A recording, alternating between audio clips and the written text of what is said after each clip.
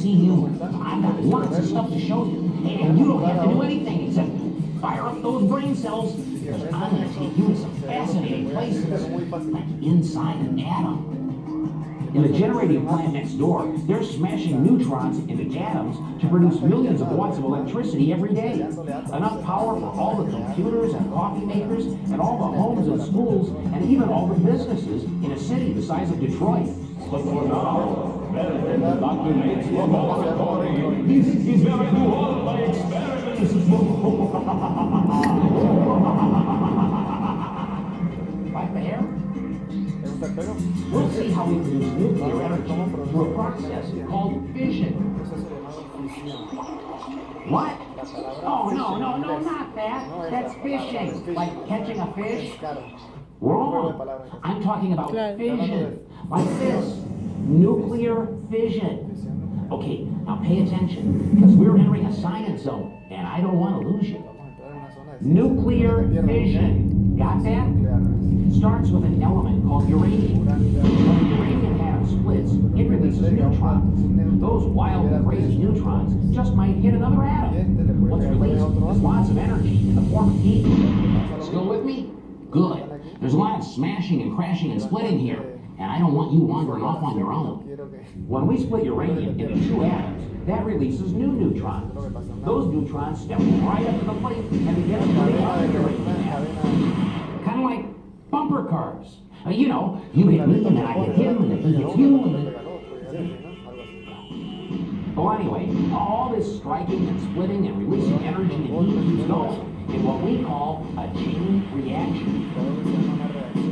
Okay, now here's the most important part of all. In a nuclear power plant like the one next door, they capture all that energy and all that heat and use it to produce electricity.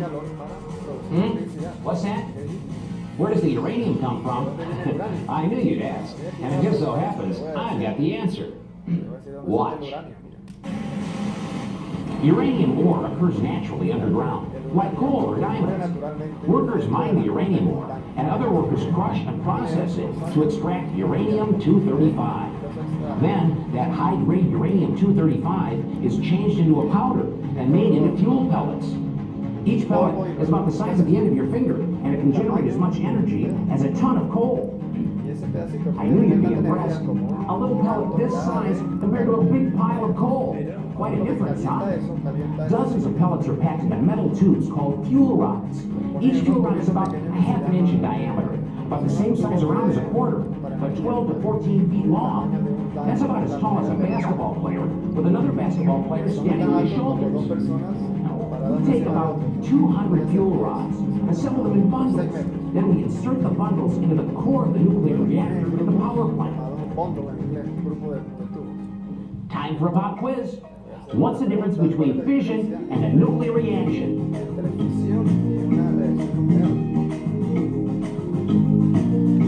Give up.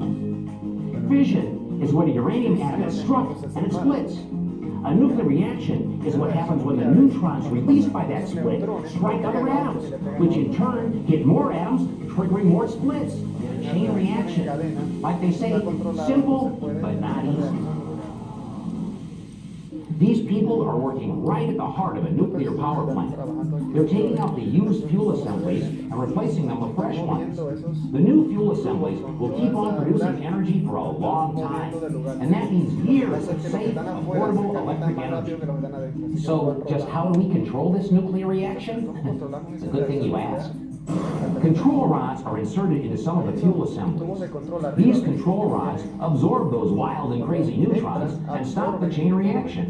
When the control rods are removed, the chain reaction starts up again, and the reactor heats the water. The reactor heats the water to about 575 degrees Fahrenheit. That superheated water passes through the tubes of the steam generator, and the heat is transferred to the second loop of water, which turns to steam. That steam, in turn, propels the blades of a turbine, just like the wind moves the blades of this pinwheel. See? The turbine turns a generator, and the generator produces energy, which we use as electricity. That steam that makes our electricity is then cooled by using water from Lake Michigan. And lots of it.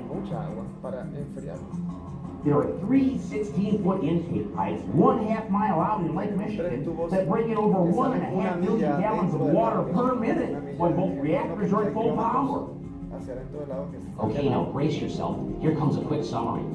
From fuel pellets to fuel rods, then into a reactor.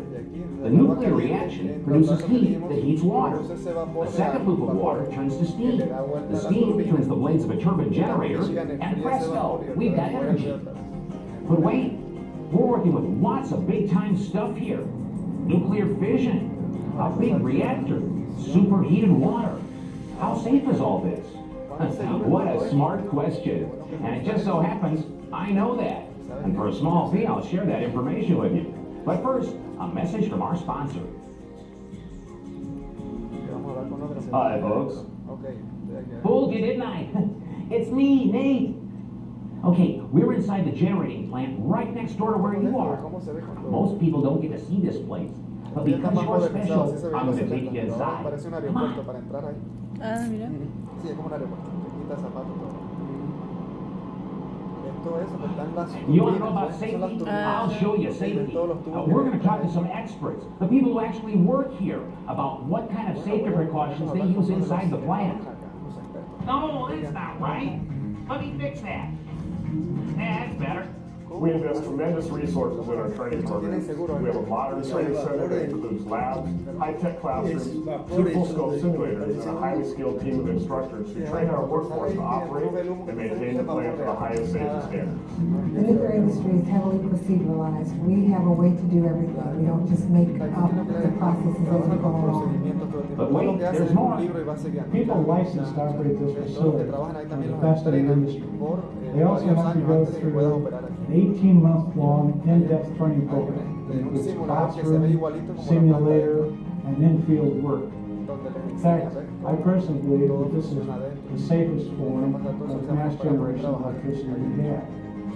There's so many interesting people in a power plant.